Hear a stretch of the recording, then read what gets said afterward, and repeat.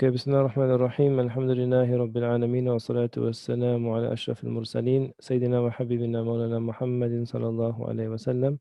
Wa ala alihi wa ashabihi barik wa sallim. Subhanaka la ilma lana illa ma 'allamtana. Allahumma 'allimna ma yanfa'una zidna ilma ya muqallib al-qulub. Thabbit qulubana ala dinik. Assalamu alaykum wa rahmatullahi wa barakatuh. Pray that all of you are well, inshallah ta'ala, that your families are well, bi'idhnillahi ta'ala. And inshallah, hopefully we will be back in the masjid soon, inshallah. But again, I'm going to ask everybody just to please complete the survey, inshallah. So, Bismillah ar-Rahman ar-Rahim. I watched this documentary recently, and maybe a few of you have watched it already. I think it's called Social Media Dilemma or something. Or yeah, I think Social Media Dilemma. And it's I didn't watch the whole one. I watched like half of it. And it's an interesting. It's on Netflix. It's an interesting documentary. I think it's worthwhile watching. And even though I only watched half of it, that half was enough to be concerned about quite a number of things. But for those of you who haven't seen it, it's basically a documentary made, or at least the presenters are ex-employees of the biggest companies, social media companies like Google and like Facebook and Instagram and Twitter and so on. It's a documentary made by people who were in the industry and now have come out of that and kind of highlighted some of the issues. And they mention a number of challenges, but what they mention is something we already know, but it was just like presented in a very compelling way, is that like social media is actually designed to make people addicted. The entire design of it, and it makes sense from a business. It's not like also going to be like some sort of conspiracy theory. It's just like basic business principles that when you have someone's attention, you can monetize that. So in other words, if you have someone's attention for 3 hours instead of half an hour, you have 3 hours of opportunity to show them adverts, and then therefore you can make more money out of them. So what social media companies do and technology companies do is that they constantly improve and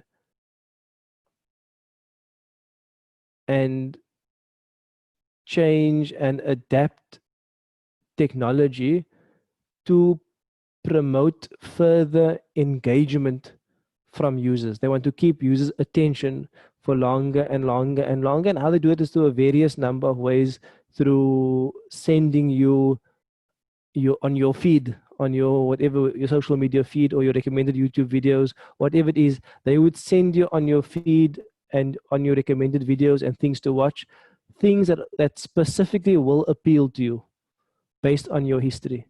So your entire history is being deeply analyzed, and those recommendations that come up are designed to appeal to you specifically. That those recommendations are designed to appeal to you so that you keep clicking. So you keep clicking, you keep looking, you keep clicking, you keep looking. And if you move away from your phone, what happens? They have to send you a whole lot of notifications to bring you back. So someone commented on your picture, someone tagged you, someone poked you, someone sent you a message, and the constant stream of notification is there to bring you back to the platform. So in other words, if you're off the platform, there's a whole strategy to bring you onto the platform. And once you're on the platform, there's a whole strategy to keep you on the platform all the time, engaged all the time. Because what happens is that the more engagement they have from you, the more time they own of you, and the more of you they are able to sell to advertisers.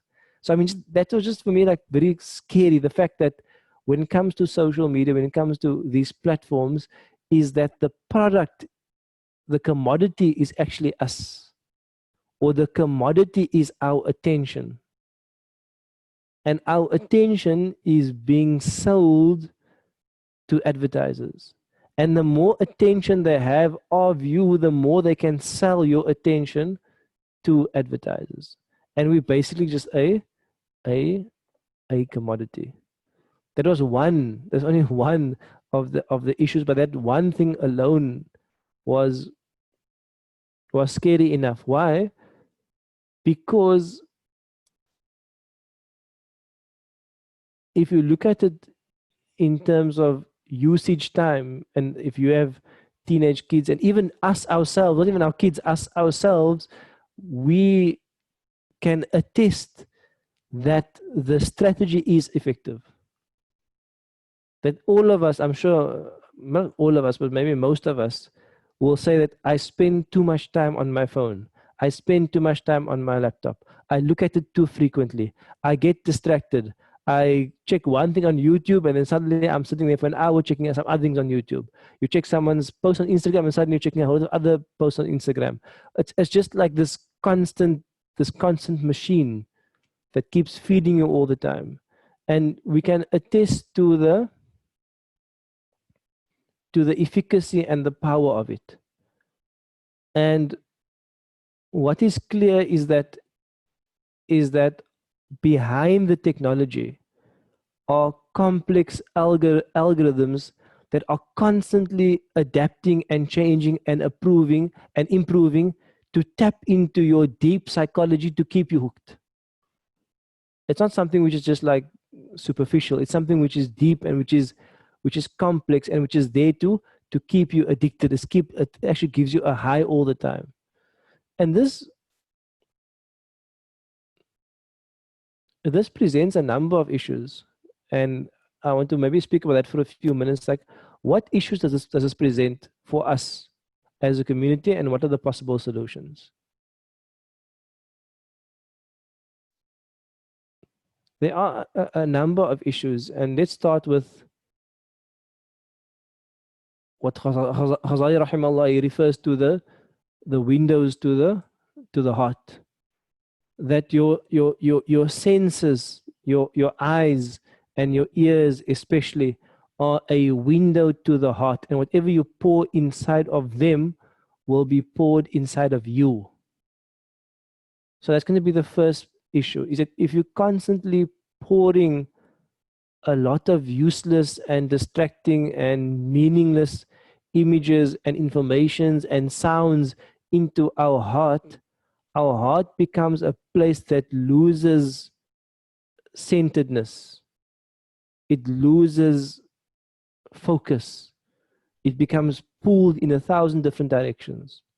So it's going to be the first issue, is that when you consume something, it changes who you are. I'll say it again. When you consume something, when you see something, when you hear something, when it's played over and over and over again, and it's fed to you hour after hour after hour, it starts to shift who you are. It starts to change how you think. It starts to change how you behave. It starts to change how you relate to other people. It has a real impact on who you are. And that alone is significant and scary as well.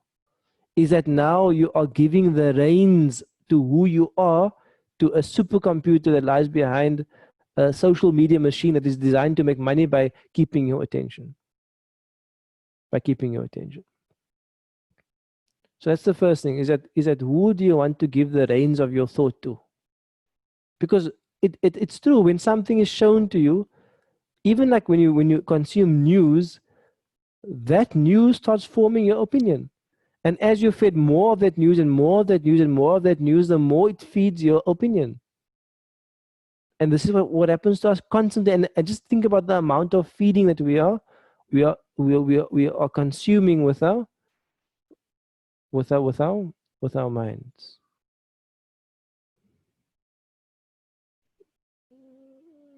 I mean, Allah speaks about the Bani Israel, and Allah speaks about them worshipping the calf, and Allah uses this profound expression وَأُشْرِبُوا فِي قُلُوبِهِمُ الْعِجْلَةِ. And they drank, ushribu from shariba, ushribu, they drank into their hearts the calf. That calf, that idol that was external, they took that idol and they drank it, ushribu. It went into their hearts and was absorbed into their hearts. It's a very powerful metaphor to what is happening to us. That's the first thing. The second thing is going to be that the only thing we have in this world is time. There is nothing besides time. Life is time. That the only thing we have is time. And how much time are you and I prepared to give away for nothing in return? Because when you look at something for hours and hours and hours, what are you getting in return for that? You get some mindless distraction, some fleeting entertainment. But what you get for those hours and hours and hours, what do you get back for that? And what you get back for that in general is going to be lots of harm. What you get back for those hours are going to be lots of harm. So just the value of time, wal asr inna al-insana lafi khusr, that the default is that people are wasting their time, that they are at a loss because of time. So you and I, a device like this is designed to take your time. It's a time taker. It is designed to rob you of your time.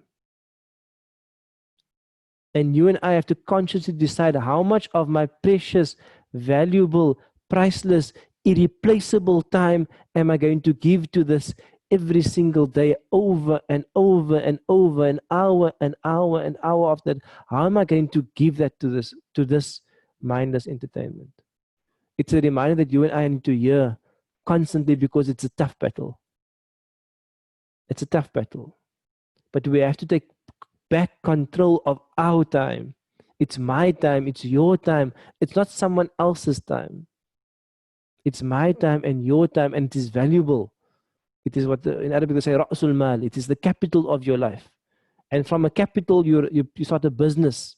And the business either profits or losses, or okay, it's a loss. So from the capital of your time, you have choices. And those choices actually either result in profit or result in loss. That's going to be the second thing, is that the value of your time. And the third thing, and maybe the final thing I'll mention, there's probably many other issues.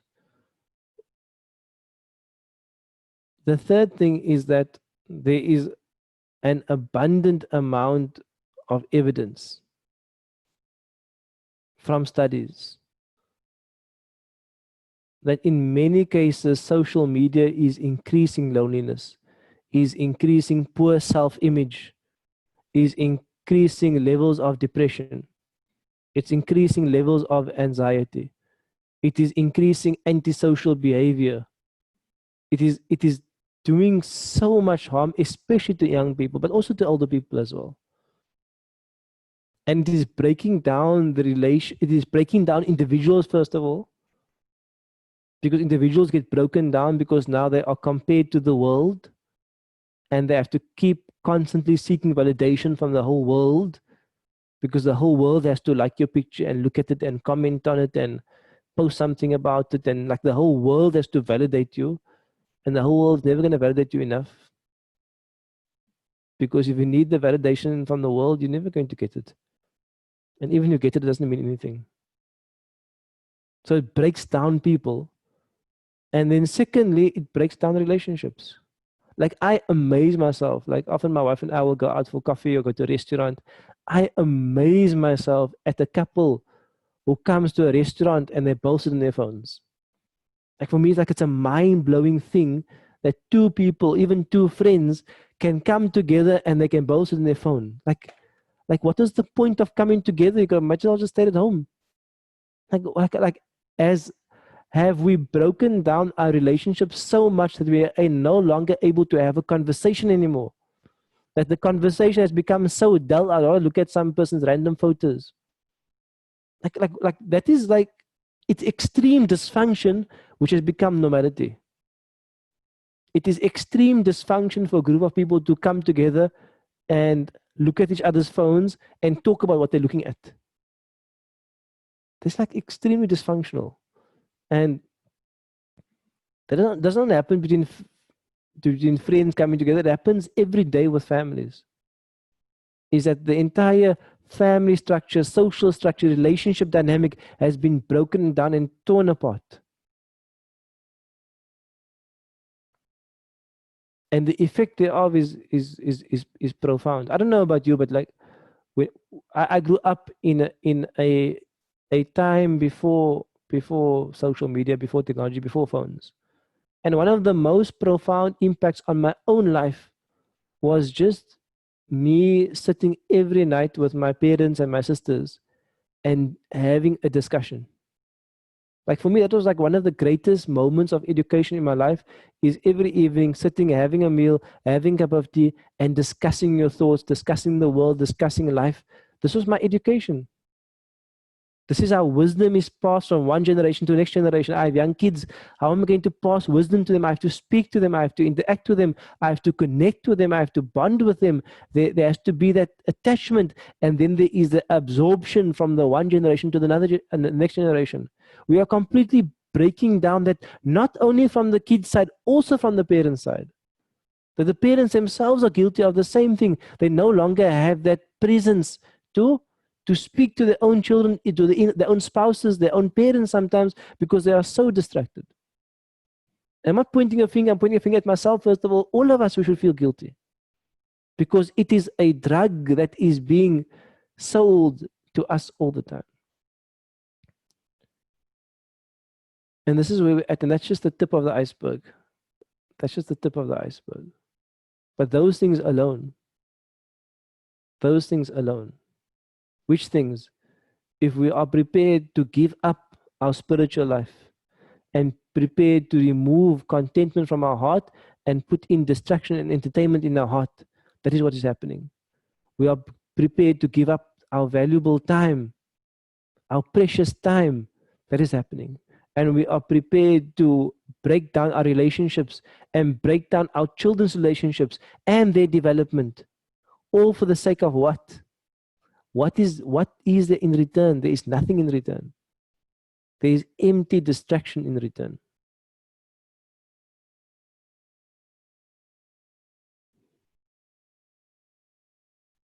And things are going to get more and more intense.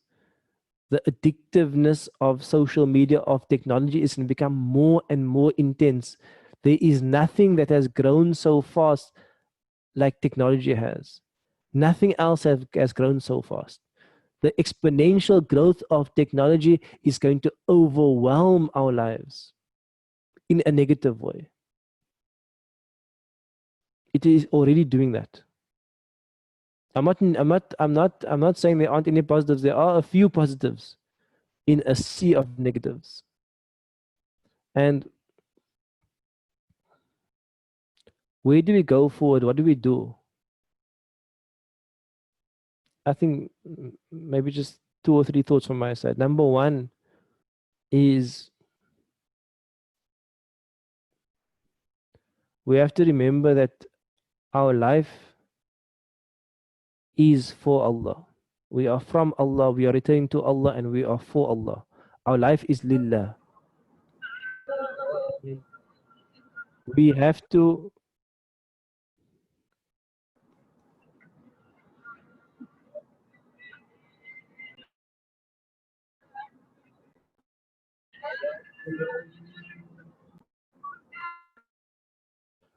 have to make sure that, if you can just please keep your mic on mute, inshallah.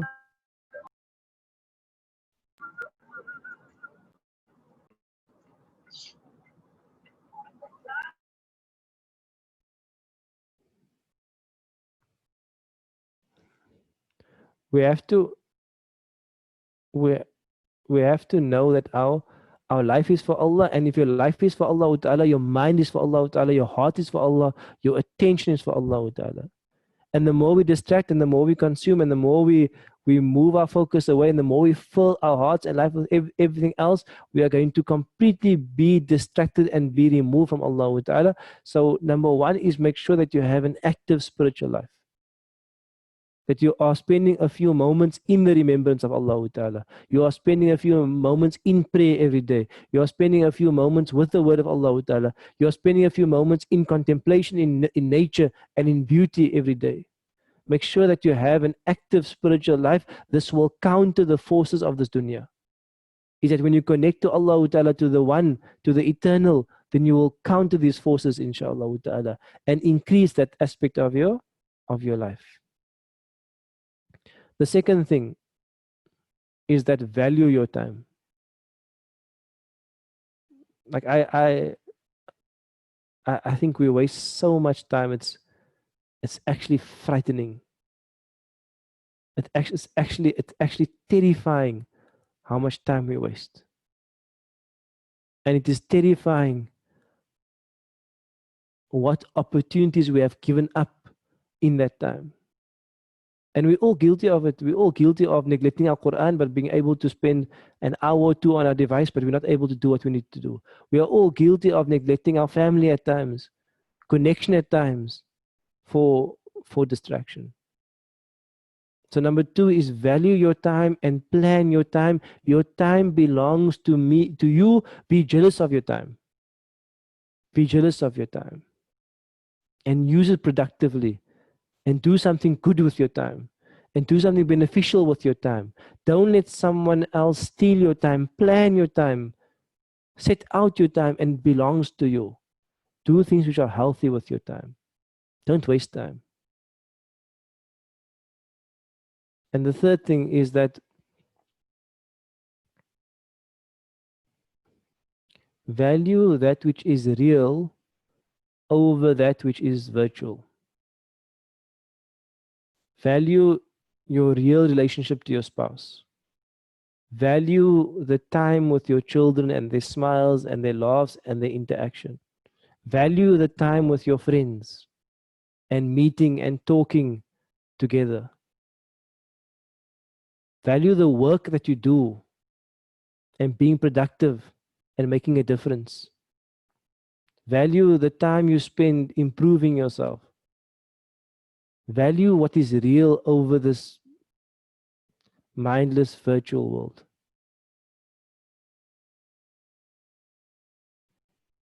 Because that is where true happiness is. True happiness is in mahabba between people. It's in love between people. It's about positive social bonds. And someone asked me, how do we relax? And that's the whole point, is that we have associated relaxation with distraction. We have associated this distraction with relaxation. How do we relax? We should relax with our family. We should relax with a book. We should relax with a walk. We have forgotten how to relax even. That for you to speak to your spouse or to come connect with your child after work can be relaxing. For you to open a book can be relaxing. For you to go to a hall for a walk can be relaxing. For you to have a cup of tea in your garden can be relaxing. For you to, we have actually forgotten how to relax. And I'm guilty of the same thing. Relaxation has become, I want my mind to become a zombie, and then I'm relaxed. And the strange thing is, we don't actually feel relaxed afterwards. So yes, the Prophet ﷺ, one of the business of the Prophet ﷺ is that he relaxed with his family also. The Prophet ﷺ used to gather with his family and tell tales at night. Sallallahu Alaihi Wasallam. There's a bab on the Samr called Samr, the evening relaxation of the Prophet Sallallahu Alaihi Wasallam. There's a bab in the Shama'il Tirmidhi about it.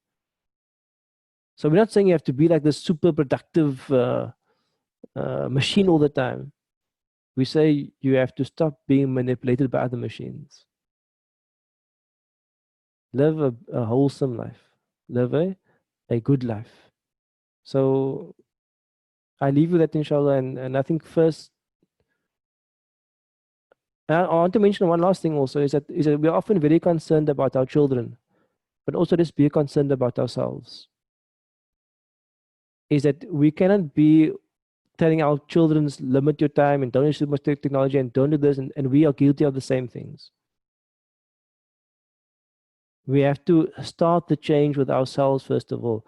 We have to switch off our phones at 8 o'clock, at 9 o'clock in the evening. We have to not go to bed with movies and with YouTube and with whatever else we're watching. We have to make the change with ourselves. We can't wake up and the first thing we look at is Facebook, and this is not the way of the believer. So the change has to start with us first. And then from there, inshallah, we start with our family as well. And you have to shield your family against that which they cannot manage. Like none of you would give your children drugs. None of you would give your children something addictive. Some of these things are addictive and detrimental to them. Be careful what you give to them as a weapon, as a tool. It may destroy them. But start with ourselves first of all. May Allah bless and protect all of us, and you and your families, and all of us. May Allah guide all of us. We are in difficult times. And Allah knows that we are in difficult times. And Allah wants us to try. And even if we fail, and even if we only get 20% or 30% or 5%, Allah wants to see us being conscious that, yeah, Allah, we are falling short. We want to make a change. I'm going to try, Allah. And even if you fail, you try again, and you try again. If you die trying, Allah will be pleased with that. Die trying to improve yourself and to become closer to Allah and become a better human being and a better parent and a better father, a better wife, a better husband, a better mother. Try all of this and Allah will accept, inshallah. Don't give up the struggle to improve. Ameen. May Allah bless and protect all of you, inshallah ta'ala, and we look forward to seeing you soon, inshallah. Barakallah. Wassalamu alaikum wa rahmatullahi wa barakatuh.